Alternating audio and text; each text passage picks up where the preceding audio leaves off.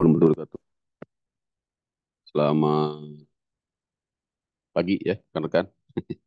Masih baru bangun apa gimana nih? Ini momen terakhir lah ya di tahun 2023 ini. Sekaligus kuliah terakhir ini ternyata. Yang mana kita akan selesaikan pada Pertamina ada sih ada. Waalaikumsalam warahmatullahi wabarakatuh. Waalaikumsalam. Ya, Ibu Ade, apa Oh, kabar? Alhamdulillah.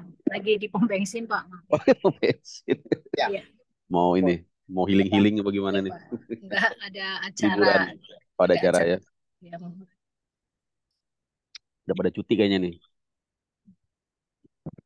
Saya juga cuti, alhamdulillah. Sampai tahun baru. Insya Allah mau berangkat ke Tanah Suci. Doain lancar. Alhamdulillah. Ya, Pak. Semoga lancar, Pak, ibadah umrahnya. Amin. Insya Allah berangkat besok. Dan Alhamdulillah mata kuliah kita juga selesai hari ini. Jadi instruksi dari Mbak Dini katanya harus diselesaikan. Kita masih ada dua materi ya. Materi pertemuan ke-13 dan 14. Untuk materi rekan-rekan bisa pantau di Google Drive ya. Linknya sudah sering saya share ya. Teman-teman lihat aja sudah saya masukkan di situ materi dalam bentuk PDF ya. Jadi kita mungkin nanti agak cepat ini ya karena saya juga masih dalam persiapan ini keberangkatan. Insya Allah besok sih berangkat pagi ya jam 6. Hari ini mau keliling-keliling juga ya ke tempat apa saudara-saudara.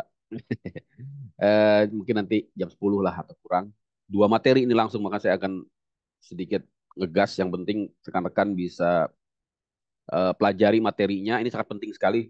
Hukum kepabeanan internasional ya. Sebagaimana saya sampaikan di kuliah-kuliah sebelumnya, memang kekhususan dan juga saya anggap kelebihan mungkin ya dari hukum dagang internasional yang diampu oleh saya. Di sini saya memasukkan materi yang saya rasa ini jarang gitu ya dibahas di hukum dagang internasional ya. Lazimnya hukum dagang internasional kebanyakan silabusnya saya lihat ya fokus kepada hukum-hukum yang dikeluarkan oleh World Trade Organization ya. Sedangkan hukum yang sangat penting dan menjadi sarana praktek ya sehari-hari bagi kaum bagi para pelaku bisnis internasional ya.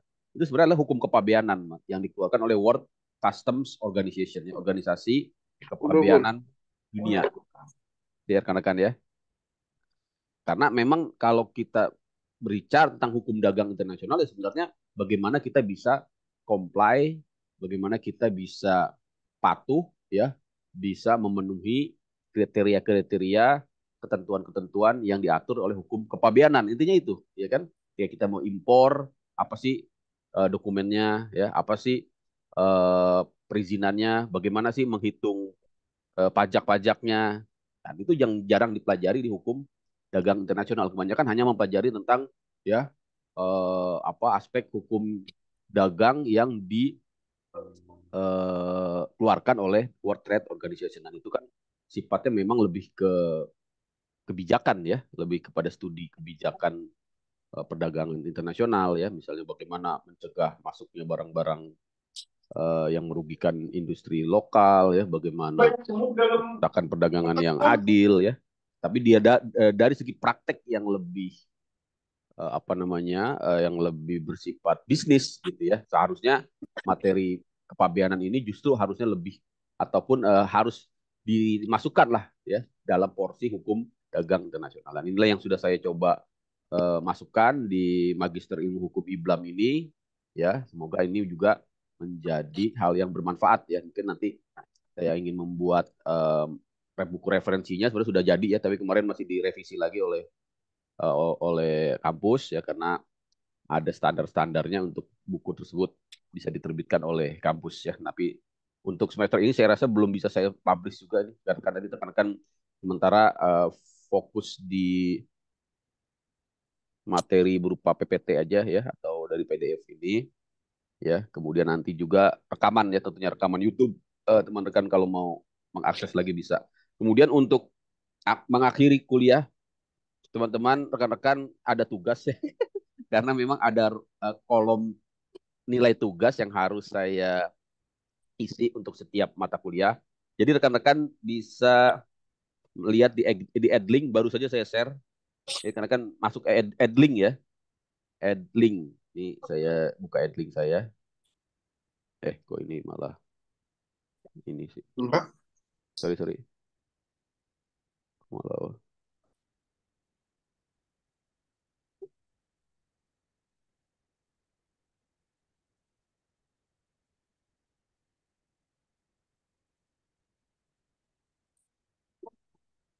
Tapi, Rekan buka Edlink ya.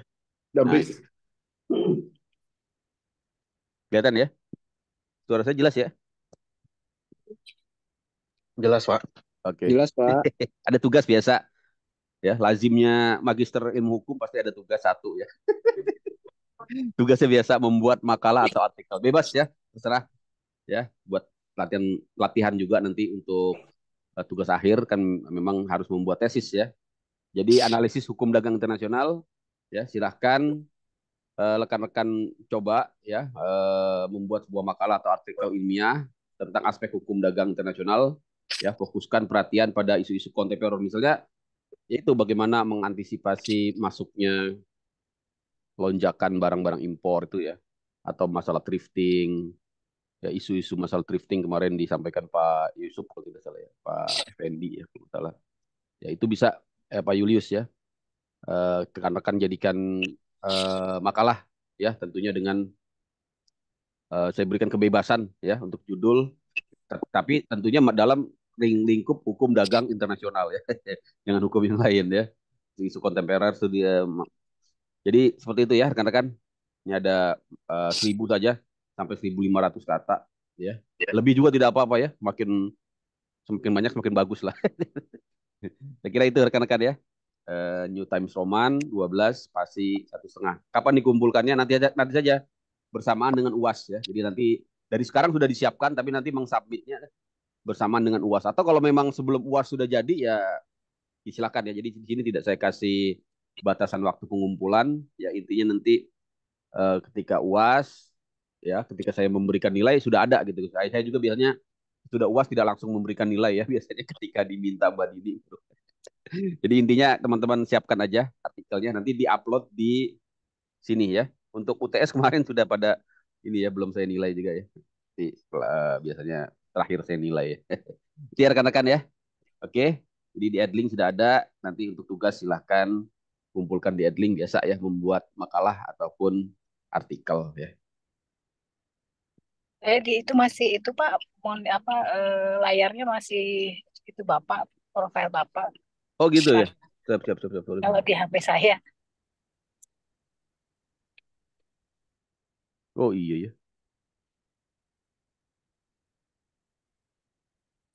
Nah ini ya rekan-rekan ya.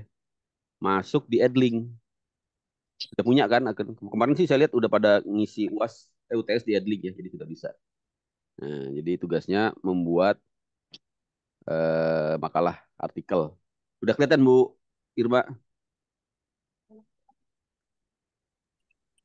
Sudah Pak, Oke. kelihatan. Ya nanti di aja ya, bebas ya, makalah tentang hukum dagang internasional. Silahkan untuk mengisi nilai tugas. Kira itu kita kembali lagi ke materi ya, intinya kita belajar tentang hukum hukum apa? Hukum kepabeanan internasional ya.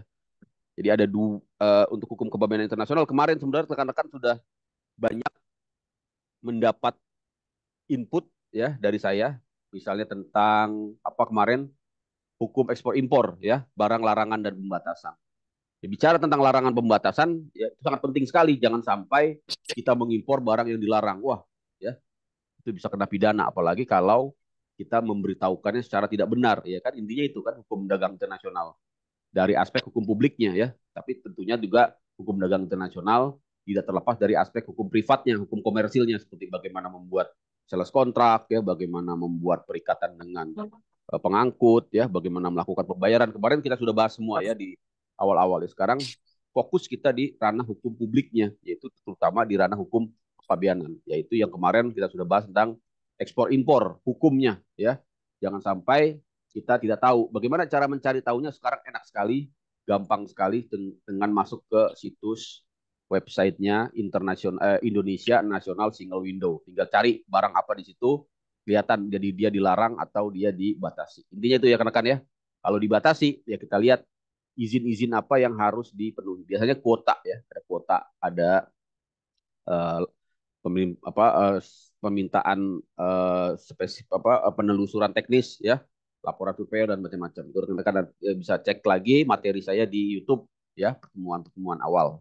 Nah, untuk sekarang hukum kepabeanan internasional saya fokus di dua materi besar dalam kepabeanan, yaitu tentang tarif dan nilai pabean ya. Tarif dan nilai pabean. Apa itu tarif ya? Tarif itu adalah klasifikasi barang. Bagaimana barang-barang yang kita impor itu diklasifikasikan ya. Bagaimana cara mengklasifikasikan? Yaitu dengan menggunakan yang namanya harmonized system, HS ya. HS kalau bahasa Inggris H ya. H itu kan kita ya. Kalau kita H ya, HS. HS HS code susah sebutnya, HS saja udah ya. HS code ya. Kode HS gitu ya. Kan ya. Kode HS. Karena kan bisa download filenya di mana, di Google Drive ya. Oke. Saya mau coret-coret dulu nih. Saya bisa coret-coret ya. Oke. Oke ya. Rekan bisa, ini ya. Jadi ada yang namanya HS code ya. Kemudian selain HS code yang dikeluarkan oleh World Customs Organization, ternyata untuk mengklasifikasi barang itu ada turunan dari HS code World Customs Organization yang merupakan bagian dari hukum kepabeanan internasional yang disebut dengan AHTN ya. ASEAN Harmonized Tariff Nomenclature. Kenapa kita menggunakan ketentuan klasifikasi ASEAN? Karena Indonesia merupakan bagian dari ASEAN dan ASEAN sudah ya menjalin perjanjian ya negara-negara ASEAN untuk menggunakan satu ya referensi yang sama untuk klasifikasi barang di level ASEAN yang disebut dengan ASEAN Harmonized ya Tarif Nomenklatur. Jadi untuk negara-negara ASEAN ada 10 ya, Indonesia, Myanmar ya kan, Brunei dan lain-lain, Malaysia ya. Itu sama HS code-nya rekan-rekan. Sama ya. Nanti kita akan lihat. Dan terakhir ada buku tarif klasifikasi Indonesia yang sebenarnya tidak lain sama dengan AHTN. Cuma kemudian diterjemahkan ya menjadi bahasa Indonesia sehingga di situ rekan-rekan bisa menggunakannya untuk kepentingan kegiatan impor dan ekspor. Jadi kode HS-nya sama ya. Kode HS-nya sama. Apakah tarif biaya masuknya sama? Nah, ini bisa juga berbeda-beda ya. Tapi kalau dia itu menggunakan nanti skema free trade ya, seperti yang kemarin kita sudah bahas tentang free trade panjang lebar ya. Selama free trade-nya itu menggunakan surat keterangan asal ya atau COO dan itu diakui oleh negara mitra ya atau pihak biaya dan cukai, maka tarifnya adalah sama dan biasanya tarif sesama negara ASEAN adalah 0% ya. Itu ya rekan-rekan ya. Kemarin kita sudah bahas tentang free trade, tapi memang tidak otomatis ketika kita menggunakan surat keterangan asal ya akan diperlakukan, akan mendapatkan tarif 0% karena gitu ya. Ada yang namanya trade deflection ya kan kemarin ya. Ada yang namanya trade deflection, yaitu bagaimana penumpang-penumpang gelap ya, free rider itu juga bisa ya menjadikan apa namanya perdagangan bebas yang disepakati ya kemudian ditumpangi oleh penumpang gelap, yaitu masuknya barang-barang yang sebenarnya tidak berhak untuk mendapatkan ya fasilitas free trade, tapi dia kemudian menggunakan salah satu negara anggota ya biasanya dengan cara tadi trade deflection tersebut sehingga barang-barang tersebut yang sebenarnya tidak memenuhi proses formalitas dari sebuah pemberlakuan tarif preferensi kemudian dia jadi apa namanya memanfaatkan tarif tersebut ya rekan-rekan ya. Ini materinya sangat banyak ya, mungkin nanti saya banyak skip-skip aja. Intinya teman-teman ini sebagai pengenalan karena memang ini materi yang saya sampaikan di diklat ahli kepabeanan. Biasanya ini 1 hari full ya 8 jam saya gunakan untuk mengajar, tapi ini karena kita keterbatasan waktu. Yang penting rekan-rekan sudah mengenali dasar-dasarnya. Jadi kalau ingin lebih paham lagi, teman-teman bisa ikut ya Diklat Ahli Kepabeanan yang insya Allah Iblam juga kemarin sudah menyelenggarakan ya satu sesi batch pertama. Alhamdulillah sukses. Ada 10 orang dan 10 orang itu sudah mendapatkan izin kuasa hukum dari Pengadilan Pajak bidang kepabeanan dan cukai. Nanti insya Allah kita bikin lagi di tahun depan ya. Semoga rekan-rekan juga tertarik ya atau bisa bergabung gitu ya rekan-rekan ya.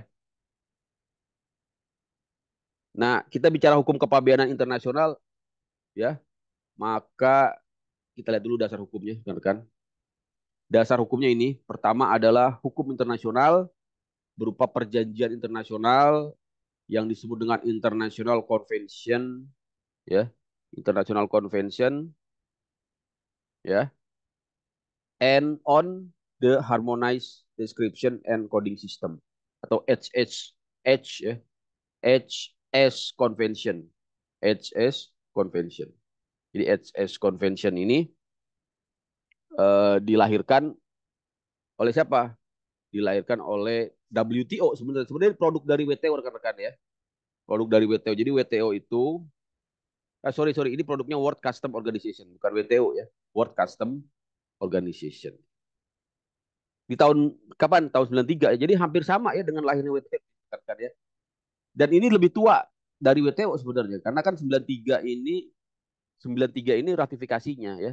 Tapi konvensinya sendiri lahir sebelum tahun 93 ya. Kalau tidak salah tahun 90-an ya, tahun 90-an ya. Tahun 90-an atau tahun 80-an saya lupa ya. Ini nanti kita cek lagi. Nanti ada di slide-slide berikutnya. Jadi jauh lebih tua daripada lahirnya WTO. Konvensi Harmonized System ini ya rekan-rekan ya. Nah, kemudian ditransformasi ya setelah diratifikasi dengan Kepres tahun 1993 ditransformasi dalam undang-undang kepabeanan ya. Rekan-rekan kemarin bisa simak lagi penjelasan saya apa itu ratifikasi, apa itu transformasi ya, bagaimana mekanisme ya mengadopsi ataupun mekanisme memberlakukan suatu hukum internasional dalam bentuk perjanjian internasional dalam hukum uh, domestik lokal Indonesia, gitu ya, hukum positif Indonesia. Ya rekan-rekan ya.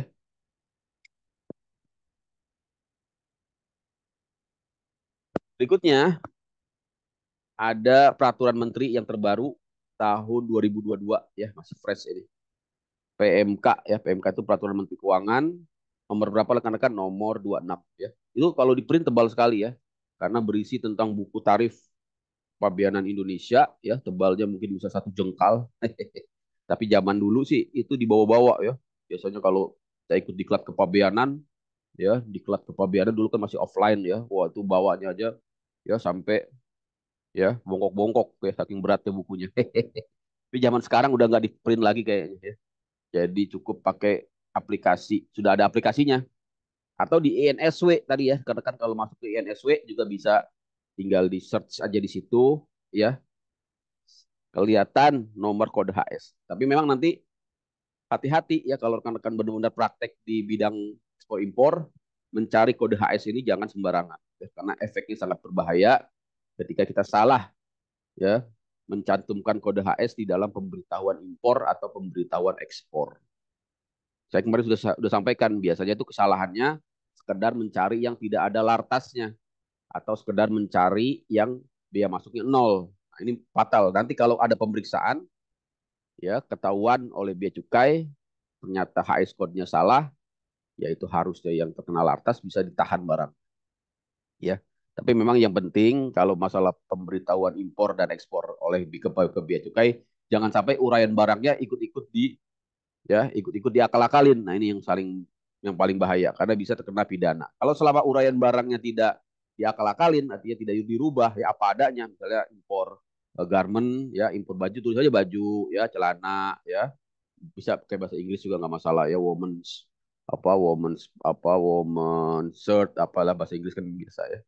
Nah, yang penting jangan dibilang barang lain gitu ya. Impornya kain tapi dibilangnya pakaian jadi ya, impornya mobil ya dibilangnya spare part mobil. Nah, ini kelihatan suatu pemberitahuan yang tidak benar ya. Jadi ada unsur modus ya mens rea, sengajaan untuk melakukan manipulasi ya, manipulasi atau pemalsuan. Nah, ini bisa kena pasal-pasal pidana di Undang-Undang Kepabianan ya. Tapi memang kalau kesalahan kode HS ini ya biasanya hanya menahan barangnya saja.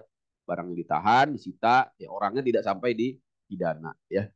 Tapi kalau sudah masuk tadi di pemberitahuan juga me, mencantumkan barang yang berbeda, nah ini bisa sampai ke orang ya. Artinya pemidanaan. Pemidanaan itu kan untuk menghukum orang ya.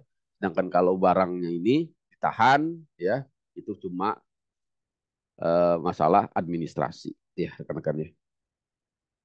Ini saya nanti agak cepat ya karena eh, mau banyak persiapan buat berangkat besok.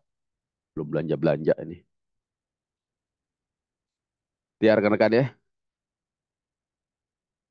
Nah ini struktur WCO rekan-rekan. Ini sebuah organisasi yang menaungi bea cukai seluruh dunia dan mengeluarkan konvensi-konvensi, perjanjian-perjanjian, ya produk-produk hukum yang menjadi rujukan seluruh organisasi kepabeanan di dunia, termasuk diantaranya nanti yang akan kita pelajari hari ini, yaitu tentang klasifikasi barang atau harmonize system dan tentang nilai pabean atau custom valuation. Jadi kita selesaikan hari ini dua aspek hukum kepabeanan internasional yang juga ya sebenarnya sangat penting dalam hukum dagang internasional. Tapi memang jarang dibahas di kampus-kampus selain di IBLAM ini karena kebetulan yang ngajar orang bea cukai gitu. Ini struktur organisasinya sama ya saya kira dengan struktur organisasi internasional ya WTO ya WCO dan organisasi yang lain ada sekjennya ya ada deputinya ya dan juga ada tentunya apa namanya eh, bagian-bagian ya divisi-divisi yang membawa yang mengurusi permasalahan teknis dan non teknis kayak kira seperti itu ya. Jadi kalau kita lihat hukum kepabeanan internasional sebenarnya tiga ini ya rekan-rekan yang ada di bawah eh,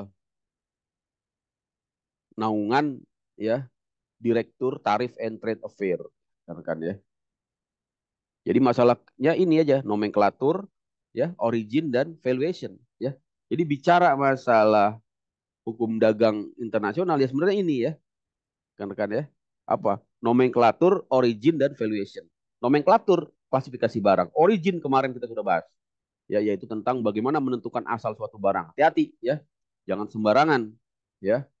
Misalnya barang dari Cina kita bilang dari Malaysia untuk menghindari ya perlakuan biaya masuk tindakan pengamanan di Cina. Ya, ini biasa ya kemarin banyak sekali ya begitu diterapkan biaya masuk tindakan pengamanan safeguard atas barang-barang tekstil dari Cina maka ya berbondong-bondong mereka mendeklar barangnya dari Malaysia. Setelah ditelusuri Malaysia juga tidak mengakui oh ini bukan produk kami ya ini hanya mampir saja. Nah ini pun nanti menjadi permasalahan hukum ya barangnya ditahan ya atau barangnya dikenakan biaya masuk yang lebih tinggi. Nah ini menjadi catatan kita semua ya yang mau melakukan dagang perdagangan internasional atau ekspor impor.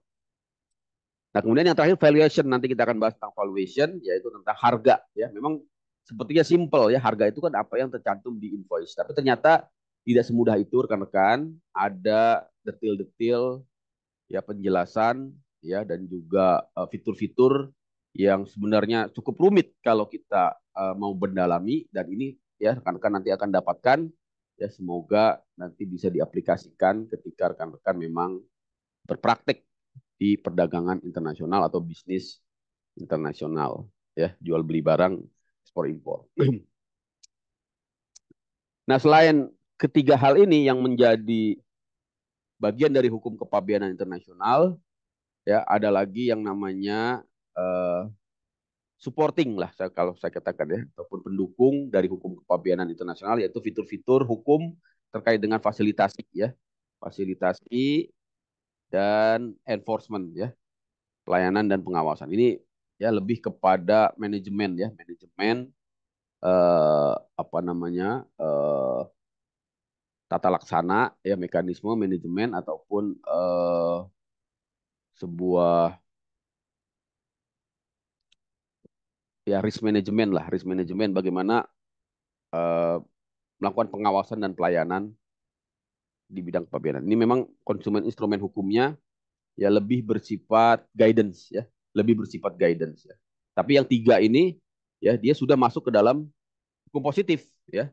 Sedangkan yang namanya facilitation, enforcement ya, produk-produk yang dikeluarkan oleh World Customs Organization dapat saya katakan itu seperti sebuah soft law ya, soft law artinya memang tidak mengikat ya, tidak mengikat ya, sebagian bersifat tadi ya, bersifat ilmu ya, ilmu pengetahuan ya, best practice yang dapat membantu ya, mengasis negara-negara anggota WCO untuk ya, untuk apa? Untuk sejajar dengan kepabeanan organisasi kepabeanan dunia di dalam pelayanan dan pengawasan ya rekan-rekan ya. Nah ini strukturnya saya kira ini tidak terlalu penting. Intinya rekan-rekan bisa pahami di sini begitu luas ya cakupannya di ilmu hukum kepabeanan internasional itu ya. Di sini ada masalah penyelundupan kalau kita perhatikan di sini ya. Masalah pelanggaran hak cipta ya, haki juga masuk karena bagian dari penegakan hukum yang dilakukan oleh bea cukai di perdagangan internasional ya. Bagaimana melakukan pengawasan kontainer di sini ya, macam-macam di sini ya rekan-rekan ya. Ini yang sudah yang menjadi bagian dari World Customs Organization. Tapi kalau kita lihat inti dari hukum kepabeanan internasional tidak lain adalah 3 hal ini ya, 3 hal ini, yaitu custom valuation, rules of origin, dan satu lagi HS ya, sorry ya ini ya. Dan enforcement ya, enforcement ini kan apa namanya fungsinya ya, fungsi dari pengawasan kepabeanan. Ya rekan-rekan ya. Jadi kita kembali ke sejarah harmonis sistem. Ternyata jauh sebelum diratifikasi sudah ada ya tadi. Bahkan tahun 1913 rekan-rekan ya. Ini masa-masa masih zaman ini ya. 1913 ini ya, zaman apa nih? Abad pertengahan ya. Ya sudah ada ternyata ya. Ya, rekan-rekan ya. Kemudian dikeluarkan dalam nomenklatur Jenewa ya tahun 1931 ya. Jadi sudah lama sekali. Nah, yang kita kenal HS Convention ini ya, ini ya, yang terakhir ini tadi yang diratifikasi tahun 1993 ya oleh Indonesia. Tapi kalau kita lihat dari akar sejarahnya ini sudah lama sekali ternyata ya. Dari tahun 1913 sudah ada si HS Code itu ya. Itu sejarah di dunia ya. Kita lihat lebih lanjut lagi ini ya, ini untuk sejarah di Indonesia ya. Jadi sejak tahun 1975 ya sudah muncul suatu organisasi yang merupakan cikal bakal dari World Customs Organization yang disebut dengan Custom Cooperation Council ya. Kemudian Custom Cooperation Council ini membentuk suatu kelompok studi dan berhasil menciptakan yang namanya Harmonized System ya tahun 1986. Nah, Indonesia walaupun belum meratifikasi secara resmi, tapi ternyata di tahun 1989 sudah mulai mengadopsi menggunakan ya harmonized system ini ya, walaupun baru resmi di apa namanya di ratifikasi itu di tahun 1993 ya, kan ya. Apa tujuan dari harmonized system? Tidak lain dan tidak bukan adalah untuk menciptakan keseragaman ya, itu ya rekan-rekan ya. Selain itu juga untuk statistik ya, pengumpulan pembuatan analisis statistik yang nanti tujuannya adalah untuk menentukan origin suatu barang, memudahkan dalam pemungutan pajak, terutama pengenaan tarif ya teman-teman, negosiasi perdagangan ya, dan juga untuk tadi ya statistik pengangkutan ya. Jadi tidak hanya di dalam masalah kepabeanan, juga dalam pengangkutan ya, dalam pengangkutan juga biasanya di bill of lading ya, BL, atau di HR atau di manifest cargo manifest juga wajib mencantumkan harmonized system ya, tapi memang hanya 4 digit saja, 4 atau 6 digit ya, tidak sampai 8 digit seperti di pemberitahuan impor atau di pemberitahuan ekspor barang ya rekan-rekan ya. Kemudian juga untuk memonitoring ya barang-barang yang dilarang dan dibatasi. Jadi untuk keperluan pengawasan. Ya, rekan-rekan. Saya kira itu ya rekan-rekan. Jadi itu manfaatnya tidak lain adalah untuk pedoman, ya, dasar keseragaman, ya, dan juga untuk sebagai bahasa pabean. Jadi bahasa pabean itu sudah menggunakan harmony system, ya, kita bicara tentang barang, ya, apa barangnya, ya. Kita menggunakan HS code, ya, tidak perlu menyebutkan rincian spesifikasi barang, ya, rekan-rekan ya.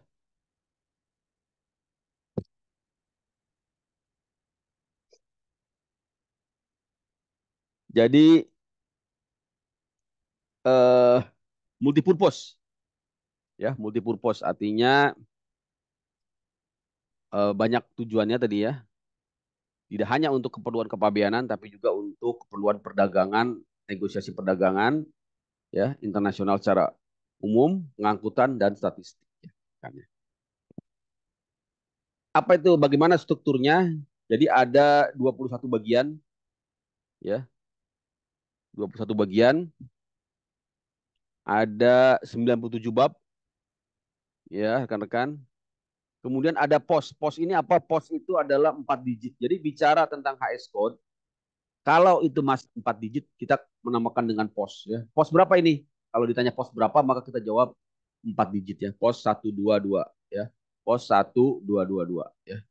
Pos 2901 ya. Pos 7302 gitu ya. Kalau ditanya subpos, berapa subposnya? Maka dia dalam 6 digit ya. 6 digit. Ya, seperti ini. Ini kurang digitnya nih. 538706 misalnya. Jadi kalau subpos itu 6 digit. Dan sampai dengan 6 digit ini berlaku internasional rekan-rekan. Berlaku internasional sama di seluruh negara. Ya, harusnya tidak ada perbedaan dalam level 6 digit karena ini yang dikeluarkan oleh siapa? Oleh World Custom Organization, ya. Nah, sedangkan kalau sudah lewat dari 6 digit yaitu 8 digit. Nah, kita akan masuk ke level yang lebih regional, yaitu di level ASEAN berlakunya ya, di digit ke 7 dan 8. Ya. Jadi ini bagaimana HS codes itu di maintenance, artinya dikelola ya oleh para pihak yang berkompeten, yaitu ada yang namanya komite HS Code di World Customs Organization. Kemudian bagaimana kalau ada perselisihan? Misalnya negara satu mengatakan HS code-nya A, negara lain mengatakan HS code-nya B. Ini pernah terjadi, banyak ya. Misalnya yang terakhir ini masalah terjadi di lingkungan ASEAN ini ya. Dispute tentang mobil van ya, mobil van. Mobil Alphard itu ya, Toyota Alphard itu ya. Dan sejenisnya ada Toyota Alphard, ada Nissan Serena ya, ada apa? Elgrano ya, Elgrano itu apa? Nissan ya. Ada apa? Velfire ya. Apakah itu masuk ke HS code-nya MPV atau masuk ke HS code-nya van-nya itu kan menjadi dispute ya. Dan itu biasanya tergantung dari kebijakan masing-masing negara ya akhirnya. Karena tidak bisa diputuskan. Misalnya negara Thailand mengatakan karena dia sebagai eksportir dari apa Toyota Alphard ya, Nissan ya, dan juga Toyota apa namanya Elgrano, Nissan Elgrano ya sebagai eksportir biasanya dia mendukung mencari HS code yang cenderung lebih rendah HS code-nya, tarifnya. Sehingga ketika dibawa ke tingkat apa komite penyelesaian perselisihan juga bisa jadi tidak ada standing position dari organisasi pabeanan ya baik di tingkat regional maupun di tingkat internasional ya rekan-rekan ya. Tapi intinya sudah ada organisasi yang membidangi ya seperti ini di level International World Customs Organization, ada working party-nya, ada review subcommittee-nya ya. Dan juga ada scientific subcommittee yang khusus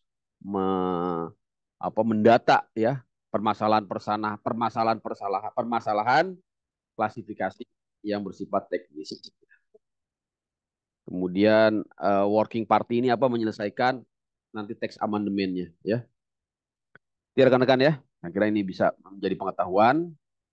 Nah, untuk di level ASEAN, Indonesia ya bersama dengan negara-negara ASEAN sudah membentuk yang namanya ASEAN Harmonized Tarif Nomenklatur ya. Berlaku sejak kapan? Sejak adanya perjanjian ASEAN ya di tahun 97 ya, di mana anggota ASEAN wajib menggunakan 8 digit ya HS code yang sama ya, dan itu tidak dan itu juga akhirnya menghapuskan HS code yang 10 digit yang berlaku secara nasional. Jadi sudah tidak ada lagi HS code 10 digit yang berlaku secara nasional ya rekan-rekan ya. Semuanya terjadi semuanya diakui nanti yang berlaku hanya yang bersifat internasional regional di level ASEAN, yaitu yang 8 digit ya rekan-rekan ya. Jadi 8 digit ini disebut juga subpos ASEAN, juga subpos ASEAN. Tadi ada subpos WCO yaitu yang berapa? Yang 6 digit ya rekan-rekan ya.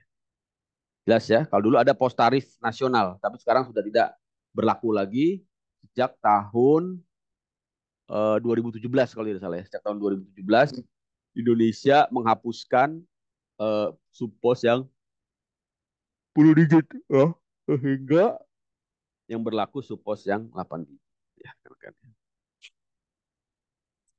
Tujuannya sama tentunya tadi dengan harmonis sistem secara umum. AHTN ini tidak lain adalah untuk harmonisasi dan juga untuk memfasilitasi perdagangan di wilayah ASEAN. Saya kira ini bisa dipahami ya. Nah, ini ada mekanisme ya untuk melakukan banding ya. Jadi bisa banding apabila importir atau eksportir eh, tidak setuju dengan keputusan yang dibuat oleh HTN ya.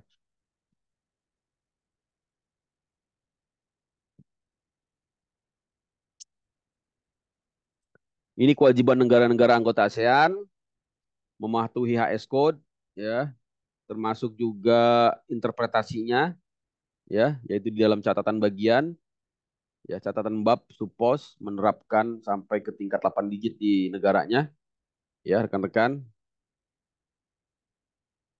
dan juga dapat melanjutkannya ya untuk tingkat yang lebih dari 8 digit hanya untuk keperluan data statistik ya, tidak boleh untuk pentarifan. Untuk pentarifan dibatasi hanya ya 8 digit saja, tarifnya harus sama ya. Sedangkan untuk keperluan statistik atau yang berkeperluan non tarif bisa menggunakan digit yang lebih dari 8 ya. Artinya menggunakan digit nasional ya kan ya.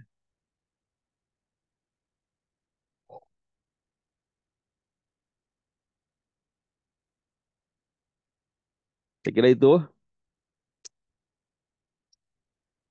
Saya agak cepat saja ya, rekan-rekan ya. Perubahan ya tentunya bisa ya dilakukan perubahan ya, sebagaimana layaknya sebuah perjanjian dan dirubah setiap 5 tahun. Ini sudah disepakati ya, tiap 5 tahun sekali. Ya, HS code baik di tingkat WCO, World Customs Organization maupun di tingkat ASEAN akan dilakukan update ya sesuai dengan perkembangan dinamika perdagangan baru. Ya, ini prosedurnya. Saya kira saya next saja. Ini tadi sejarahnya ya, jadi sudah lama sekali ya. Indonesia sendiri baru mulai di tahun 1945 ya, sejak kemerdekaan menggunakan yang namanya Geneva Nomenklatur ya. Kemudian Basel Tarif Nomenklatur ya, BTN, kemudian sistem Basel ya, dan terakhir baru menggunakan high code-nya Custom Cooperation Council atau World Custom Organization. Saya kira itu ya rekan-rekan.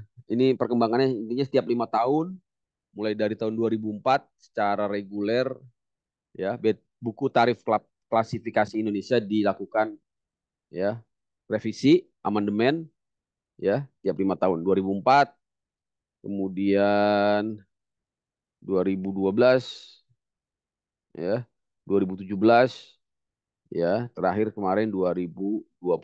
Nanti 5 tahun lagi 2027 kita akan menggunakan ya HS Code yang baru dan juga buku tarif kepabeanan Indonesia yang baru. Nah, kemudian untuk melengkapi referensi pengklasifikasian barang, ya rekan-rekan ya bisa menggunakan supplementary explanatory notes yang dikeluarkan oleh AHTN. Ya. Ini merupakan interpretasi teks yang tercantum dalam supplementary explanatory notes apabila terdapat keraguan dari makna suatu uraian klasifikasi. Ya. Yang mengikat adalah teks dalam bahasa Inggris. Ya. Oke, saya kira itu ya. Silakan kalau yang ingin didiskusikan ya rekan-rekan. Ini masih banyak sekali rekan-rekan. Saya akan sampaikan di sini bagaimana secara singkat saja ya, karena kita masih ada satu materi lagi, yaitu tentang nilai pabean. Ya, tentang nilai pabean ini eh, mekanisme teknis bagaimana rekan-rekan yang ingin melakukan perdagangan ekspor impor bisa mengelompokkan suatu barang. Ya, jadi di sini ada 5 ya. Pertama dilihat dulu struktur HS-nya ya, struktur BTKI.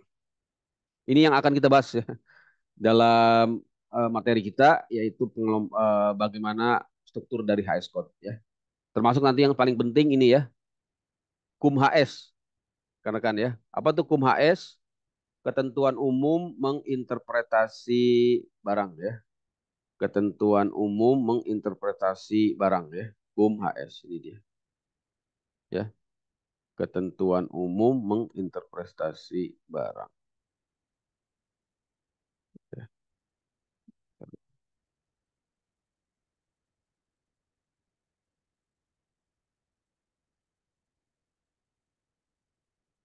Jelas ya rekan-rekan ya. Oke.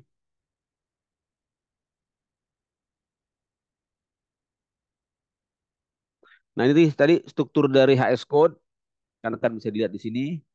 Pertama ada KUM HS ya, ketentuan umum atau General Interpretation Rules ya.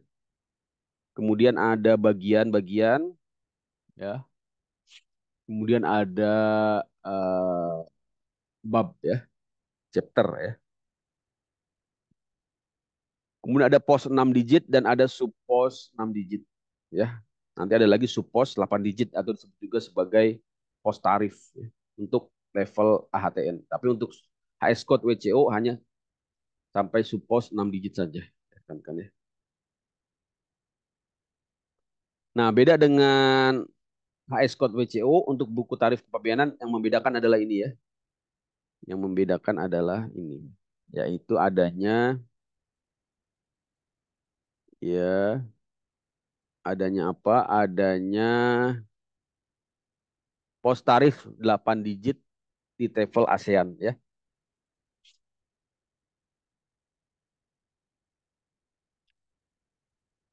Ini yang harus diperhatikan ketika kita membuka buku tarif. Yang pertama yang mengikat adalah bahasa Inggris. Jadi selalu lihat referensi bahasa Inggrisnya. Untuk bab 1 sampai 97 karena bersifat internasional ya, regional ASEAN. Tapi untuk bab 99 dan 8 dan 98 ini yang mengikat adalah bahasa Indonesia karena ini khusus untuk keperluan di negara Indonesia. Kemudian untuk tanda strip pada kolom biaya keluar PPN dan PPNBM berarti komoditi pada pos tarif bersangkutan tidak dikenakan biaya keluar. Jadi kalau ada tanda stripnya nanti di kolom biaya keluar, maka dia memang tidak dikenakan biaya keluar, tidak dikenakan PPN dan tidak dikenakan PPNBM. Kemudian apa makna tanda asterik rekan-rekan? Tanda asterik berarti apabila ada di kolom biaya keluar berarti hanya sebagian dari jenis barang ya atau sebagian ya dari kelompok barang yang terkena biaya keluar. Ya.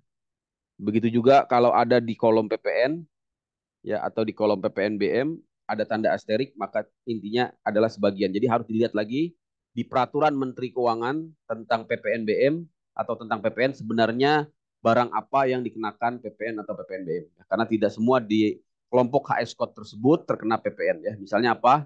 Misalnya untuk furniture ya. Walaupun dia terkena PPNBM tapi yang terkena yang benar-benar walaupun HS code-nya itu terkena PPNBM tapi yang benar-benar dikenakan PPNBM hanyalah yang nilainya di atas 2 juta rupiah misalnya ya. Biar rekan-rekan ya. Contoh penggunaan tanda asterik dalam buku tarif kepabeanan Indonesia ya. Jelas cara membacanya ini sangat penting sekali.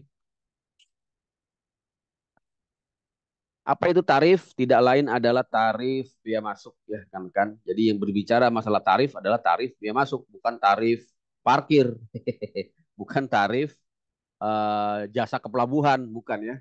Jadi bicara tarif biaya cukai adalah tarif biaya masuk dan biaya keluar yang nantinya akan dibayarkan oleh importir atau eksportir masuk ke kas negara. Beda dengan tarif jasa kepelabuhan ya bisa saja dia dibayar ke pihak forwarder ya dibayar ke pihak pengelola pelabuhan ya. Tapi kalau untuk tarif biaya masuk dan biaya keluar itulah sumber dari pungutan negara yang dipungut oleh bea cukai. Jadi bea cukai tidak mengurusi tarif-tarif yang lain ya. Tarif parkir, tarif tambat ya, tarif penumpukan ya, tarif demurit tidak ada ya. Itu semuanya di luar bea cukai. Tapi orang kadang-kadang mengatakan, "Oh, ini biaya bea cukai." Tidak ada ya. Biaya bea cukai itu hanya biaya masuk dan biaya keluar saja. Ya, dan itu ada di buku tarif kepabeanan Indonesia. Selain itu bukan biaya bea cukai, itu murni biaya ya biaya apa namanya biaya bisnis ya antara bisnis to bisnis ya misalnya antara importir eksportir ya antara importir dengan pengelola pelabuhan dengan pengelola gudang ya dengan angkutan tracking ya ada tarif-tarifnya. Kalau bea cukai tidak mengurusi tarif-tarif tersebut. Ya yang diurusi oleh bea cukai hanyalah tarif bea masuk dan bea keluar. Jelas ya rekan-rekan ya. Untuk apa tarif ya? Fungsinya ini ya untuk melindungi ya produk Indonesia dari gempuran produk internasional. Jadi untuk proteksi ya. Fungsinya untuk apa? Untuk proteksi ya. Dan juga untuk penerimaan negara tentunya ya. Jadi ada dua jenis tarif kemarin kita sudah belajar yaitu tarif ad valorem yang menggunakan persentase dari nilai atau harga barang. Kemudian yang berikutnya tarif yang bersifat spesifik yang tidak berdasarkan pada harga barang tapi berdasarkan pada kuantitas atau volume ya atau apa satuan barang ya dari dan menggunakan nilai rupiah dari persatuan barang. Biarkan kan ya.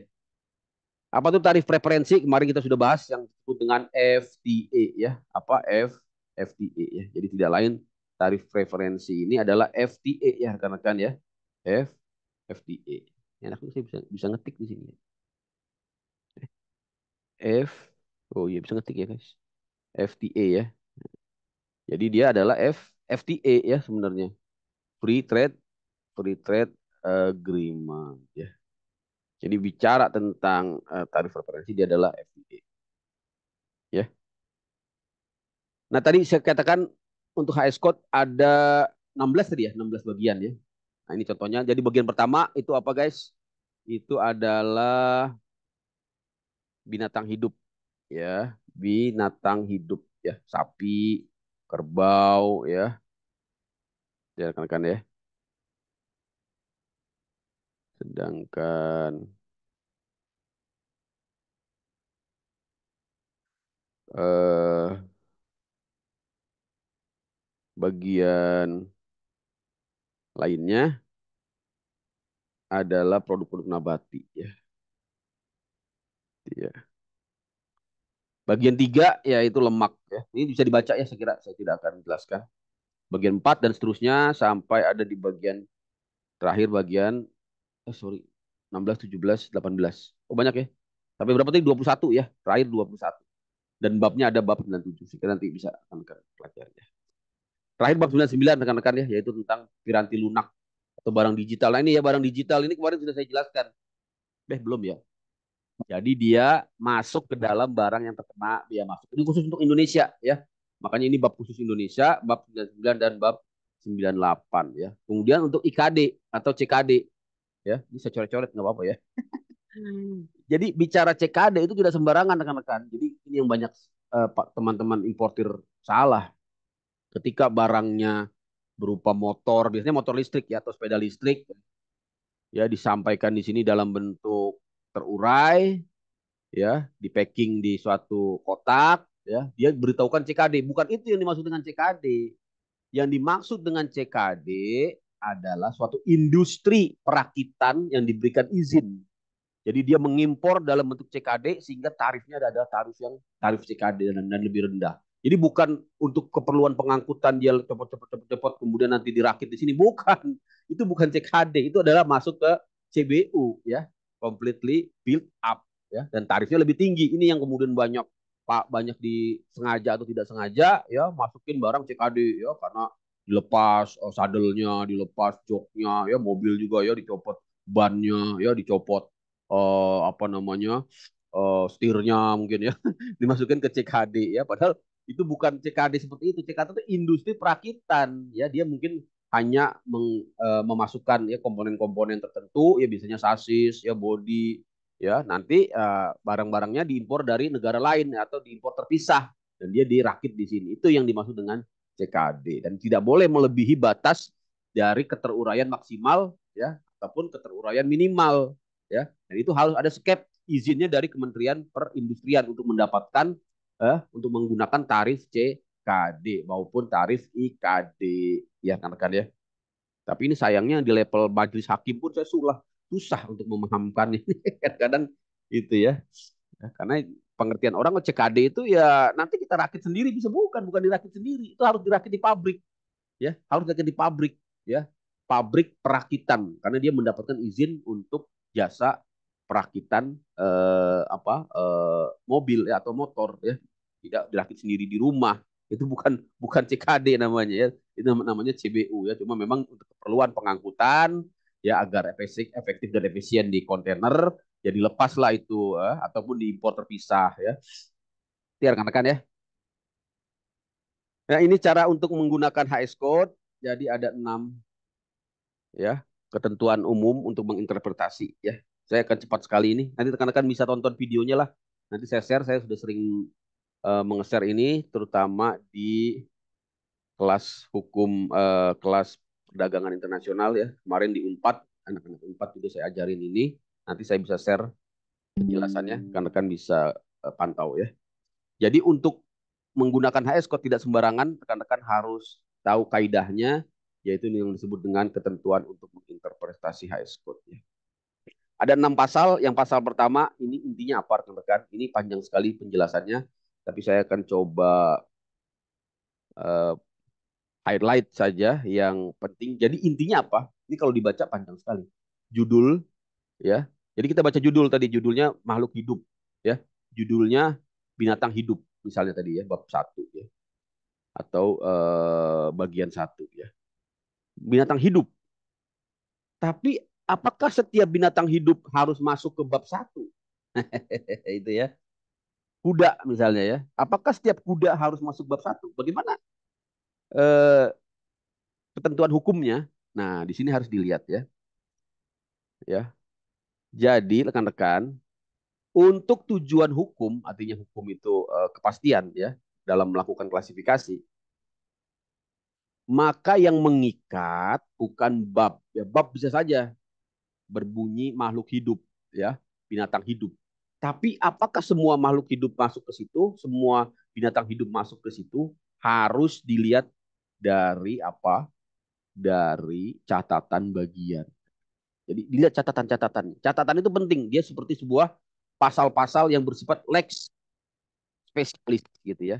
Derogat legi generali. Jadi bab ya. Jadi kita orang hukum begitu memahaminya dalam membaca BTKI ya. Subbab itu bersifat general. Nanti dia bisa tidak berlaku ketika catatan-catatan tersebut mengecualikannya. Gitu ya rekan-rekan ya. Jadi gampangnya itu maksud dari KUM HS1 ini. Kita lihat contohnya. Nah, ini contohnya tadi barusan ya. Contohnya kelompok bagian ada bab 1 itu kan binatang hidup rekan-rekan. Tapi apakah setiap binatang hidup, misalnya ini gajah, harus diklasifikasikan ke binatang hidup? Ternyata hati-hati. Kita harus lihat ketentuannya di catatan ya, baik catatan bagian maupun catatan bab. Ternyata ada yang disebut dengan ya catatan eksklusif yang mengeluarkan. Jadi cara bacanya begitu rekan-rekan. Ada binatang berupa bab 9508 yang mengeluarkan gajah ini dari bab 1 karena dia merupakan barang untuk keperluan ya sirkus. Gajah untuk keperluan sirkus diklasifikasikan pada pos 9508. Bentar ya, saya mau ambil minum dulu. Ke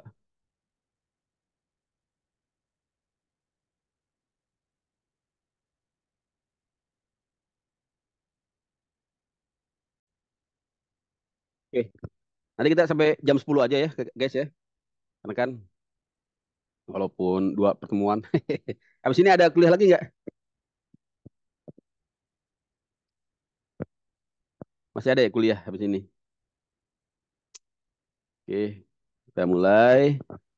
Nah, jadi ini ya, ketika kita mengimpor binatang hidup ya, misalnya sapi ya. Kalau sapi ini biasanya memang masuk ke bab 01 ya, rekan-rekan ya. Ya Bu Ade suka mengimpor apa nih? Kucing paling ya. Kucing ya, kucing pun kalau dia untuk keperluan sirkus gitu ya, untuk dimain-mainin ya, untuk dipertunjukkan, dia tidak masuk ke sini Bu Ade ya. Jadi dia masuk ke bab 95 ya. Jadi hati-hati ya. Ayam, tapi kalau ayam potong, sapi potong, dia masuk ke bab 1 ya. Itu ya rekan-rekan ya. Itu contoh yang paling gampang ya, cara kita mengimpor mengklasifikasikan binatang hidup. Nah, sekarang masuk ke ketentuan umum HS yang nomor 2 ya. Ini tadi untuk masalah apa rekan-rekan, untuk masalah barang yang belum dirakit ya. Jadi jangan cuma kita lihat oh ini belum dirakit nih ya. Maka kita harus masukkan dia ke apa namanya? Kok jadi ini? Masukkan dia ke CKD gitu ya. Kita lihat ketentuannya.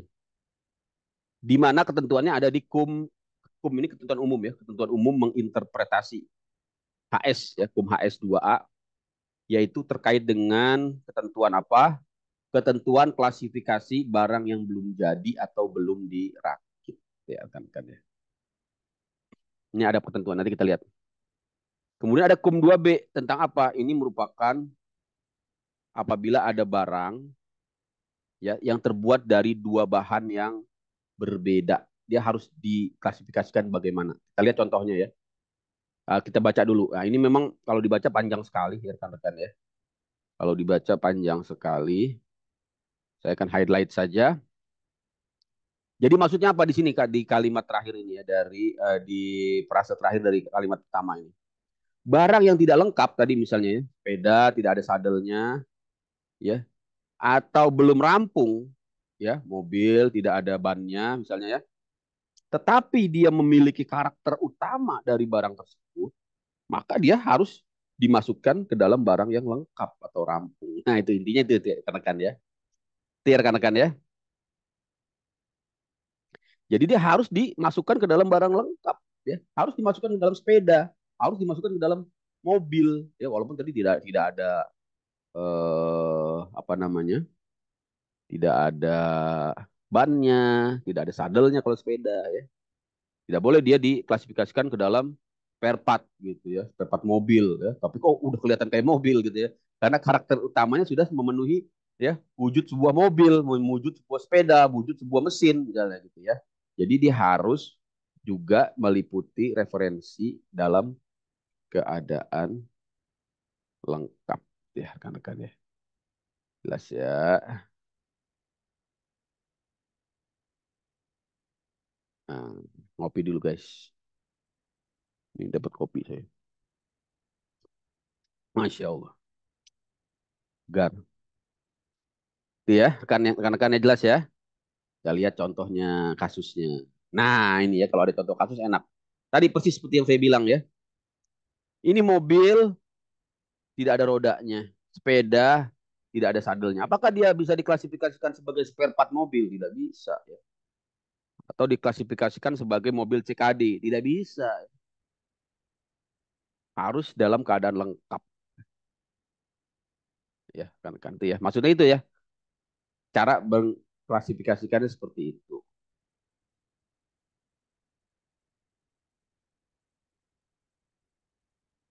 Begitu juga yang dipretelin begini modelnya ya. Dia harus diklasifikasikan sebagai barang jadinya. Ya, walaupun terpisah-pisah, joknya dipisah, bodinya dipisah, mesinnya dipisah, sasisnya dipisah, setirnya dipisah, persnelingnya dipisah ya. Ini biasanya hanya untuk kebutuhan pengangkutan saja. Biar kan jelas ya. Berikutnya KUM 2B. Nah, ini apa KUM 2B ini? KUM 2B ini untuk barang yang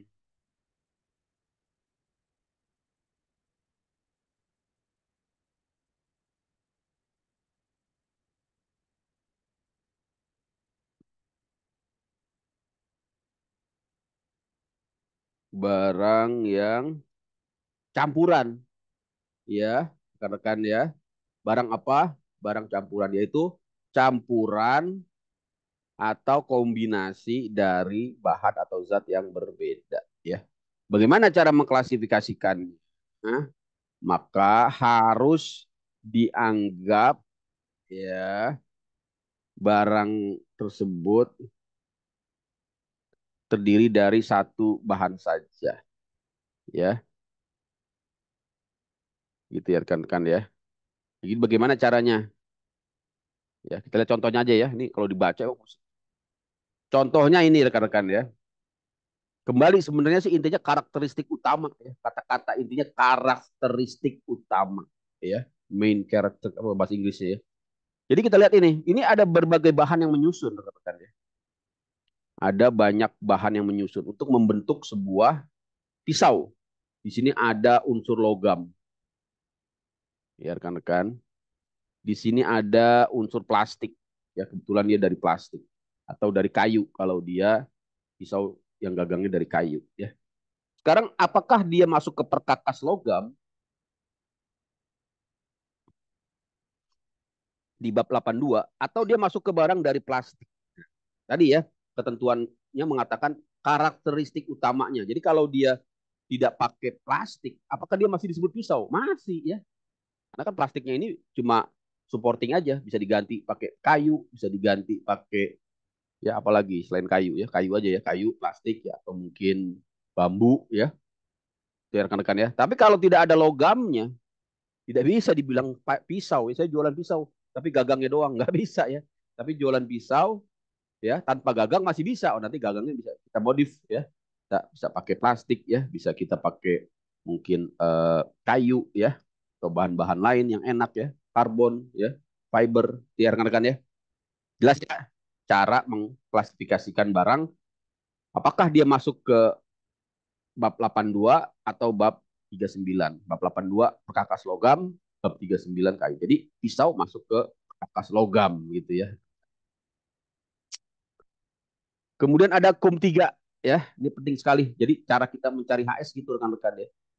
Memang kita di awal tuh mungkin searching dulu di Google ya. Nah, kalau ada kebetulan referensi yang pas ya itu sih alhamdulillah. Tapi kita juga harus punya memahami ketentuannya ya. Jangan sampai yang intinya sih kita kenali dulu barangnya ya. Kalau sudah paham barangnya, baru nanti kita cari HS code-nya, tapi dengan menggunakan ketentuan-ketentuan yang disebut dengan KUM HS. Sekarang kita masuk ke KUM HS 3 dengan rekan ya. KUM HS 3 ini, apa sih maksudnya? Sama dengan KUM HS 2B tadi, intinya adalah bagaimana mengklasifikasikan barang yang bersifat campuran. Gitu ya. Jadi apabila kita tadi mencari barang ya kemudian ada berbagai HS code yang kira-kira dapat kita pakai gitu ya rekan-rekan ya, maka kita harus pilih dari HS code tersebut. Bagaimana cara memilihnya? Maka di sini berlaku ya 3 ketentuan ya. Tadi ini berhubungan dengan KUM 2 rekan-rekan ya. Jadi di sini ya. Jadi cara mengklasifikasi barang campuran apabila tidak bisa ditentukan mana barang tersebut yang paling tinggi karakteristik utamanya, maka ya barang yang lebih dari satu jenis bahan tersebut menggunakan ketentuan KUM 3. Apa tuh ketentuan KUM 3? Kalau ini sih gampang, kita sudah tahu ya. Oh ini pisau. Tapi kita sudah tahu karakteristik utamanya, ketika kita cari dia ternyata ada berbagai ya HS code yang bisa ya digunakan. Nah, ada 3 ketentuan di sini. Kum 3A, 3B, 3C. Kum 3A di sini mengatakan pakai HS code yang paling spesifik ya. Jadi ini menggunakan ya asas leg spesifik derogat lagi general gitu ya. leg spesifik mana bukan leg spesial ya. Leg spesifik derogat lagi ya generalik gitu ya mungkin ya. Kalau dibahasakan Latin bersama. Yang kedua tadi ya, kalau secara spesifik tidak bisa dipakai, ini memang menggunakannya berurutan ya rekan-rekan ya, secara hierarki. Jadi kita lihat, kita gunakan dulu. Oh yang spesifik tidak bisa nih, ya. Baru kita pakai yang menggunakan karakter utama tadi ya. Oh yang karakter utamanya ini ya. Jadi walaupun secara spesifik dia bilang itu, kita gunakan. Nanti kita. Jadi kalau yang spesifik ini tidak bisa, baru kita gunakan karena itu ya, rekan-rekan ya. Yang terakhir diklasifikasikan pada pos terakhir. Nah ini juga ya, kalau tidak bisa pakai yang karakter utama, baru kita pakai yang menggunakan pos yang terakhir, gitu ya. Jelas ya? Memang kalau baru awal mungkin pusing, tapi nanti ketika mengaplikasikannya baru kita akan paham. Itu intinya pos 3A tadi ya. Pos 3A itu intinya paling spesifik ya. Ini panjang sekali, panjang sekali uraiannya. Tapi dari uraian yang panjang ini dapat kita highlight ya. Saya highlight aja. Intinya apa? Yang paling spesifik ini ya. Jadi uraian yang paling spesifik harus lebih diutamakan. Intinya sih itu ya. Karena ini panjang sekali. Ya. Kum 3A contohnya apa? Ini ya contohnya untuk barang berupa karpet ya. Untuk barang berupa karpet ya rekan-rekan ya. Untuk barang berupa karpet, di sini ada opsi 2 HS code yang bisa kita gunakan yaitu karpet berumbai atau bagian dari aksesoris kendaraan. Iya, rekan-rekan ya. Di catatan-catatan, sebenarnya sih kalau di catatan itu sudah menjelaskan kita pakai yang catatan. Tapi ya, karena di catatan juga tidak ada ya, maka kita gunakan kum HS.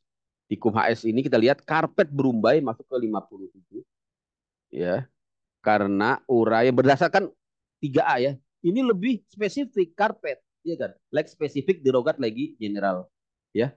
Karpet ini lebih spesifik sehingga menggunakan ya aksesoris kan kendaraan. Sehingga mengalahkan HS code dari aksesoris kendaraan. Kalau aksesoris kendaraan dia lebih umum, tidak hanya karpet isinya kan. Aksesoris kendaraan itu ya kan bisa karpet ya, bisa apa aksesoris itu ya, bisa wiper ya kan. Wiper sih masuk spare part ya. Aksesoris itu apa misalnya fender ya kan, tempelan-tempelan macam-macam ya.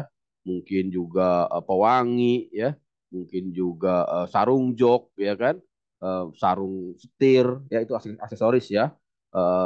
Apalagi misalnya uh, body kit ya.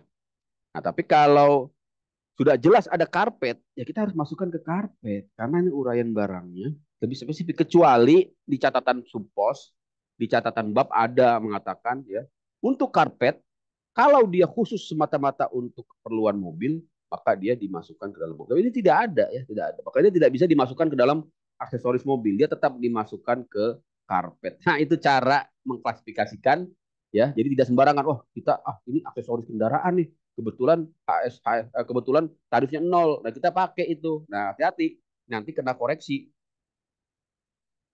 oleh bea cukai, akan dikoreksi dikembalikan ke HS karpet yang biasanya mungkin tarifnya lebih lebih tinggi ya. Yang ngeri-ngeri sedap bukan tarif sebenarnya, lartas. Ternyata karpet itu kena larangan dan pembatasan rekan-rekan. Nah ini yang ngeri ya. Barangnya sudah ada di pelabuhan, sudah mau diambil, oleh bea cukai ditetapkan ke HS lartas. Ya akhirnya disuruh ngurus perizinan, nggak mungkin karena perizinan impor itu harus diurus di luar negeri sebelum impor. Akhirnya barangnya terpaksa di ya keluarkan lagi ke luar negeri, diekspor lagi ya, nambah kos, nambah biaya itu ya.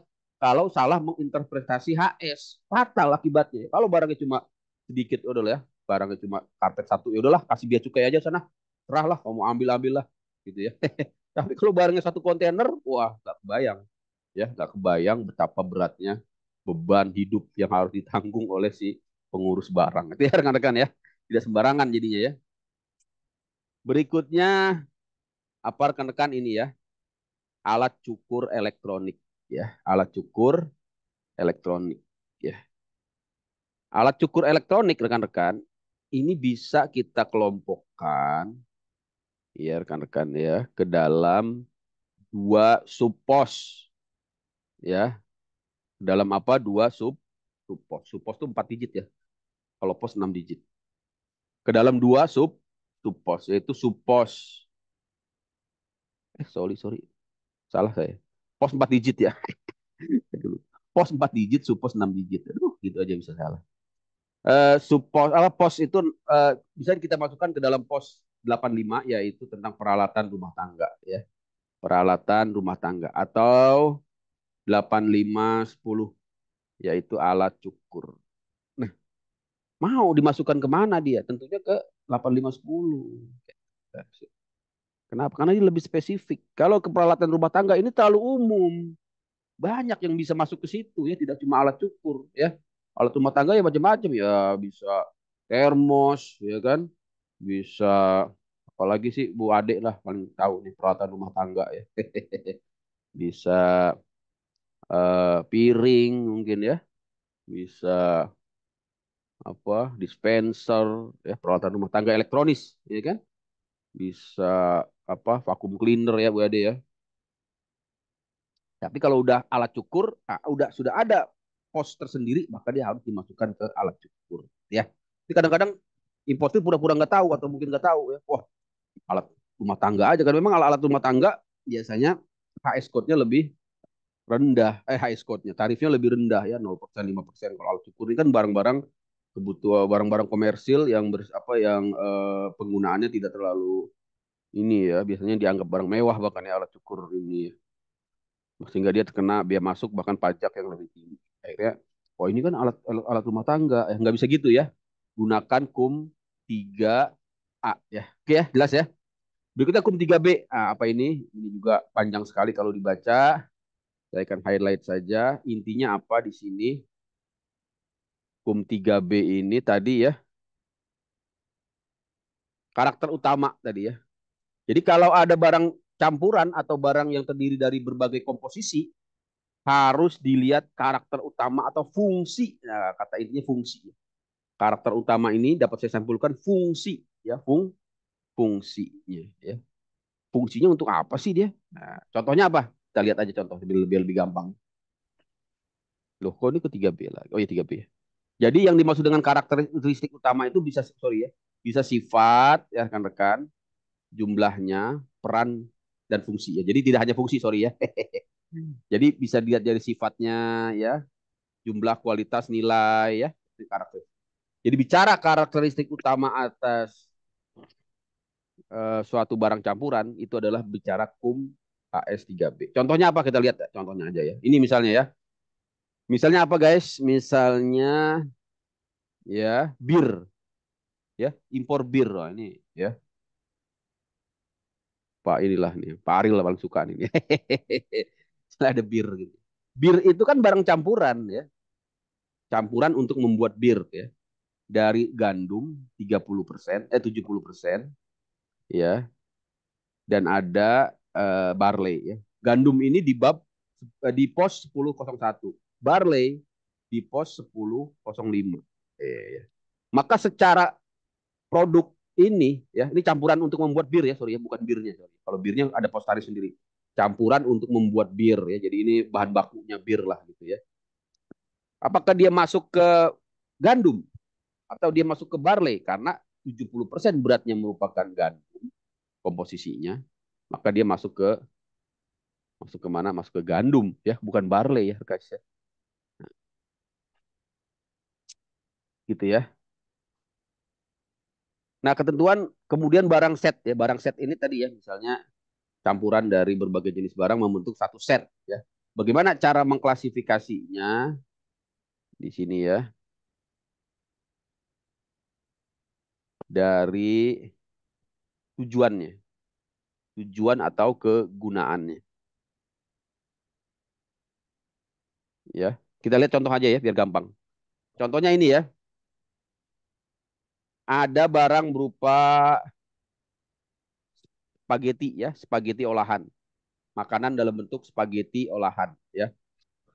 Misalnya ini produk yang dikeluarkan oleh siapa ya yang suka jualan frozen food ya, frozen food ada spaghetti, ada keju di atasnya diparut, kemudian dikasih saus tomat ya, saus tomat atau apa namanya saus bolognese. Nah ini masuk ke mana? Apakah dia masuk ke spaghetti 1902 atau masuk ke keju parut atau masuk ke saus tomat? Tentunya masuk ke spaghetti ya guys ya. Karena si spaghetti inilah yang paling bentuk karakteristik ya. Karena orang menyebutnya juga, oh ini spaghetti, saya beli spaghetti. Tidak mungkin dia bilang, saya beli keju, apalagi saya beli saus tomat ya. Gitu ya rekan-rekan ya. Jadi untuk mempermudahnya seperti itu. Yang terakhir yang 3C belum belum terakhir. Ini untuk apa 3C ini? Tadi ya apabila di 3A tidak bisa digunakan, tidak ada yang paling spesifik. Apabila di 3B tidak bisa ditentukan mana yang paling membentuk karakteristik utama, maka kita menggunakan ya penomoran yang terakhir ya, berdasarkan penomoran yang urutannya terakhir ya. Pos tarif terakhir ini katanya. Pos tarif terakhir ya. Apabila pos tersebut yang mempunyai pertimbangan yang setara tadi ya, mempunyai pertimbangan yang setara. Jadi tidak ada yang lebih spesifik, tidak ada yang lebih memiliki karakteristik utama, baru kita pakai yang pos terakhir. Contohnya apa ini ya? Contohnya ini baju hangat ya, baju hangat atau jaket ya. Ternyata jaket ini ya tidak bisa dikelompokkan berdasarkan mana yang paling spesifik karena dia bisa masuk ke dalam jaket rajutan katun, bisa masuk ke dalam rajutan ya dari bukan rajutan. Bisa masuk ke katun rajutan dan bukan rajutan. Ya bukan rajutan dari katun. Jadi katun non katun. Dan kebetulan sama beratnya, baik katun dan non katunnya sama beratnya, 50-50 ya. Dan dua pos tarif ini juga sama-sama spesifik. Tidak ada yang lebih spesifik, tidak ada yang lebih general. Nah, maka digunakan pos yang terakhir. Mana yang terakhir? Yang 6201. Jelas ya rekan-rekan ya? Jadi jangan, oh ini kan rajutan ini tarifnya 0%. Ya, oh saya pakai ini aja. Loh barangnya apa dulu? Barangnya bukan cuma katun rajutan. Ya, di baliknya itu polyester, beratnya sama, tidak lebih spesifik. Ya rekan-rekan, jadi jangan pakai yang 6101, pakai yang 6201 ya. Itu ya. Ada yang mau nanya? Menarik nggak sih ini kayak gini? Oh, nggak biasa ekspor impor kurang menarik ya. Nanti saya cepetin aja karena udah mau jam 10 ya. Saya masih ada satu materi lagi tentang nilai pabean. Nanti nilai pabean rekan-rekan bisa pantau di YouTube saya. Saya sudah sering share juga. Berikutnya bagaimana menginterpretasi HS ada di KUM 4. Tadi kalau KUM 1, KUM 2, KUM 3 tidak paham, tidak bisa digunakan, tidak ada catatan pos yang bisa kita gunakan, catatan bab yang tidak bisa kita gunakan, ya bab-bab tersebut juga tidak ada yang spesifik, ya tidak ada yang apa namanya memberikan karakteristik utama, maka kita gunakan KUM 4. Apa KUM 4? Yaitu yang paling menyerupai. Ya. Jadi kalau memang sudah tidak bisa lagi diklasifikasikan, tidak ada ya bab-bab yang cocok, tidak ada pos-pos yang cocok, tidak ada subpos yang cocok, ya kita gunakan yang paling menyerupai. Ya, contohnya apa? Ini sangat jarang ya, karena mengapa sangat jarang? Karena sebagian besar barang sebenarnya sudah masuk ke HS code ya. HS code. Tapi dengan adanya perkembangan barang-barang ya, teknologi-teknologi terkini ya bukan tidak mungkin tidak bisa di-capture oleh HS code. Pada intinya semua barang harus diklasifikasikan. Tapi kan perkembangan eh, apa perdagangan terkadang lebih cepat daripada perkembangan klasifikasi. Maka cara menggunakannya dengan cara memecahkan masalah ini dengan menggunakan aplikasi KUM HS4. Cari barang yang paling mirip. Contohnya apa? Oh, ini nggak ada contohnya ya. Harus ada contohnya. Ini biasanya kalau di slide-slide yang lain, contohnya adalah berupa boneka ya. Boneka, tapi dia ada flash disknya ya. Ini boneka misalnya. Ini gambar boneka ya. Gambar boneka. Di sini ada flash disknya guys. Ya, ada flash disk colokannya ya. Bisa untuk menyimpan data. Apakah dia dimasukkan ke HS boneka? atau ke HS flash disk. Ya, maka dia masuk ke HS flash disk karena dia ya kira-kira seperti itu ya rekan-rekan ya. Halo Pak Tito, ini kayaknya mau nanya bagaimana nih?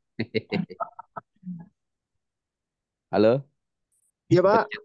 Oh, kepencet mau Pak. nanya Pak? Maaf, kepencet. Oh, kepencet. Iya. Oke, lanjut ya. Oke, saya kira itu rekan-rekan ya. Ini kalau kurang nanti saya percepat aja deh. Berikutnya, bagaimana cara mencari HS code yang disebut dengan KUM HS5 ya. KUM HS5 ini apa sih KUM HS5, guys? Ini kalau tentang barang pengemas ya. Ini hati-hati ya. Jadi kalau kita impor dengan dengan kemasannya harus memenuhi ketentuan di KUM HS5 ini ya. Jadi ini aturan untuk ya barang yang ada pengemas atau bahan pengemasnya. Bagaimana cara mengklasifikasikannya? Ini ada 5 ketentuan. Ya, pada intinya mengatur bahwa barang yang dikemas dalam suatu kemasan diklasifikasikan menurut barang tersebut. Jadi walaupun dia menggunakan pengemas, ya pengemas itu misalnya packing ya, dia tidak boleh dipisahkan ya. Dia harus packingnya itu harus masuk ke barang tersebut. Misalnya kamera diimpor dengan ya dengan tas kameranya, maka tidak boleh dia diklasifikasikan ke dalam tas kamera. Dia harus diklasifikasikan ke dalam kamera. Ya. Tapi di sini ada kecualian nanti ya. Kecualiannya apa? Kalau barang tersebut memiliki karakteristik yang berbeda, ya. Selama dia hanya khusus untuk mengemas barang tersebut, digunakan dalam jangka panjang, ya, dijual bersama-sama, ya, tidak memiliki karakteristik yang berbeda, maka dia harus si kemasan itu, ya, tas tadi, tas kamera harus diklasifikasikan juga ke dalam kamera, ya contohnya.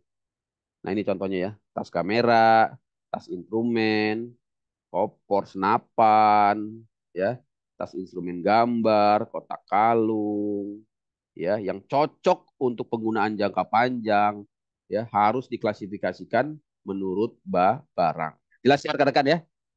Ini contohnya tas kamera ya. Oke, ya. Nah, 5B apa? 5B ini bahan pembungkus ya harus diklasifikasikan menurut barangnya apabila biasa digunakan untuk membungkus barang tersebut. Dan nyata-nyata cocok untuk digunakan berulang. Ini untuk pembungkus ya. Kalau tadi kan tas ya, tas ataupun pengemas ini pembungkus ya. Nah ini contohnya ya. Sorry, beda guys. Jadi ketentuan ini tidak mengikat. Tadi ya ketentuan 5A ini tidak mengikat. Nah dia bisa menggunakan KUM 5B ya, yaitu kalau pengemas tersebut bisa digunakan berulang-ulang, maka dia harus dipisahkan dari barang yang diangkutnya, barang yang dikemas. Ya, atau returnable package ya, yang bisa diulang-ulang. Contohnya ini ya, kalau kita impor gas LPG, ini harus dibikin 2 klasifikasi ya, berdasarkan KUM 5B, yaitu klasifikasi gasnya tersendiri di bab 27 dan klasifikasi tabung LPG. Begitu juga kalau kita impor kontainer. Nah, ini yang kemudian kemarin banyak ketangkap oleh Bea Cukai, impor kontainer. Dia nggak diberitahukan kontainernya, yang diberitahukan hanya ya barang impornya. Ini sebenarnya gampang sekali Bea Cukai mengeceknya. Tinggal dicek aja nomor kontainer ini balik nggak ke luar negeri dalam waktu 3 bulan. Ya, kontainer. Ternyata dalam waktu 3 bulan tidak balik. Ya, dijual di sini, dijadiin kontainer lokal.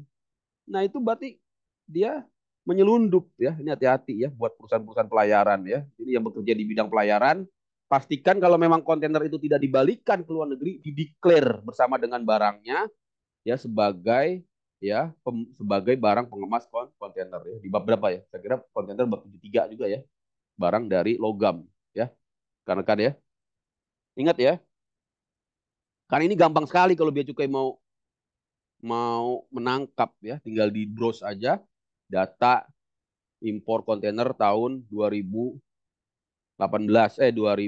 ya tahun lah kan kan maksimal harus balik lagi ke luar negeri 3 bulan ataupun kita kasih eh, toleransi 6 bulan lah harus diekspor lagi. Loh, ternyata tidak ada nih data ekspor atas kontainer ini. Udah, tinggal bea cukai datang ke perusahaan pelayarannya ya mau dikenakan pidana atau mau dikenakan sanksi administrasi gitu ya. Jadi ini ya, ini banyak kemarin kejadian. Kita sisir satu-satu perusahaan-perusahaan pelayaran. Ternyata banyak yang pura-pura nggak tahu. Padahal udah jelas di KUM 5 ini ya, pengemas yang bisa dipakai berulang-ulang harus diberitahukan terpisah dengan barangnya. Kecuali dia memang mau diekspor lagi. Kalau dia mau diekspor lagi, nanti gunakan mekanisme lain yang disebut dengan mekanisme apa returnable package. Itu ada di konvensi tentang kontainer. Jadi membuat pemberitahuan terpisah ya, tetap membuat pemberitahuan terpisah yang itu yang digunakan untuk ekspor impor kontainer yang digunakan untuk sebagai kemasan. Itu ya rekan-rekan ya. Hati-hati nih yang biasa bisnis ekspor impor pelayaran ya. Ketika peraturan ini ditegakkan ya akibatnya nanti kena denda ya. Syukur-syukur tidak dipidana. Nah, terakhir KUM 6 ini sama dengan KUM 1 ya, cuma dia diberlaku untuk level pos tarif. Ya. Jadi untuk tujuan hukum ya klasifikasi barang dalam suatu suppos tadi 6 digit ya. Dari suatu pos harus ditentukan berdasarkan uraian ya. Harus dilihat dari uraian supposnya tersebut. Catatan suppos ya serta ketentuan-ketentuan ya yang dan pengertian-pengertian hanya untuk pos yang setara yang dapat diperbandingkan kecuali apabila konteksnya menentukan lain. Jadi ini memang suppos ini senantiasa kita pakai ya karena kan nanti tujuan dari pengklasifikasian ya untuk menentukan suppos sebenarnya yaitu di level 6 digit ataupun di level 8 digit. Saya kira itu ya rekan-rekan ya. Ini saya tidak akan lanjutkan untuk klasifikasi karena masih banyak ya. Ini contoh KUM 6 ya, contoh KUM 6 untuk mencari suppos bagaimana. Ini misalnya pakaian APD ya untuk bedah terbuat dari karet. Ya, kita lihat di sini dia ya di level eh, pos ya 4 digit dia masuk ke dalam pakaian aksesoris. Maka untuk mencari subposnya ya kita lihat di sini di level 6 digit ya bisa dia masuk ke dalam bedah ya atau di level 6 digit dia juga bisa dimasukkan ke lain-lain ya ke dalam pos lain-lain ya rekan-rekan. Kita lihat kenapa dia masuk ke 4590. Berdasarkan KUM 6, penetapan klasifikasi dilakukan dengan membandingkan suppos yang setara. Ya rekan-rekan, pada suppos 6 digit sehingga barang diklasifikasikan ke 40, 15, 9. Kenapa? Kenapa guys? Dia masuk ke lain-lain. Ya, karena di sini harus dilihat ya. Walaupun dia ini eh, jadi intinya sih dia kan pakaian ya, tapi di sini kalau kita lihat yang untuk bedah ya, kita jangan melihat dia tuh hanya untuk bedah saja. Yang masuk untuk bedah ini adalah untuk apa bedah yang berupa sarung tangan, miten dan mit. Sedangkan jubah ataupun APD ya, pakaian pelindung ya, ini tidak masuk ke dalam barang untuk bedah karena yang masuk ke barang untuk bedah ini hanya adalah sarung tangan dan mitten. Jadi dia masuk ke pos lain-lain. Ini cara membacanya begitu ya. Ini memang kalau dibaca susah kita tadi ya kita bingung membaca tulisan sebanyak ini. Jadi bagaimana kita memahaminya intinya harus dilihat pos-pos yang setara. Pos-pos yang setara itu apa? Gitu ya. Di sini ada takik ya. Takik satu itu artinya induknya ya. Induknya itu harus dilihat dulu sarung tangan. Dia sarung tangan bukan? Bukan, dia bukan sarung tangan. Ya, dia bukan sarung tangan. Dia juga bukan miten. Miten itu apa sih? Ya, tapi dia merupakan jubah atau alat pakaian pelindung. Maka dia tidak bisa masuk ke pos 4511, 4011, 40 50 dan 1511. Ya, maka dia harus masuk ke pos lain-lain selain sarung tangan, selain miten dan itu cara bacanya ya rekan-rekan ya. Jelas ya. Jadi jangan mentang-mentang oh ini untuk bedah, kita masukin ke bedah. Yang masuk di bedah ini adalah sarung tangan itu ya. Kadang-kadang suka misleading, misinterpretation karena tidak menggunakan ketentuan di ketentuan umum menginterpretasi. Saya kira itu rekan-rekan. Ini untuk bagian suppos teman-teman nanti bisa baca ada banyak contoh-contohnya ya. Saya tidak bisa jelaskan karena keterbatasan waktu. Ini filenya juga banyak apa? Slide-nya banyak sekali ya. Saya langsung aja saya stop ini dulu ya, record dulu biar nanti jadi apa namanya? Ini ada contoh-contoh cara mengklasifikasikan ya zona rantai menggunakan yang namanya catatan bagian umum. Ini memang lebih spesifik ya rekan-rekan. Ini untuk nanti ujian diklat PPJ, diklat ahli kepabeanan ya. Saya tidak akan jelaskan karena keterbatasan waktu. Jadi ini saya stop record dulu, nanti kita akan masuk ke materi berikutnya. Biar jadi dua video.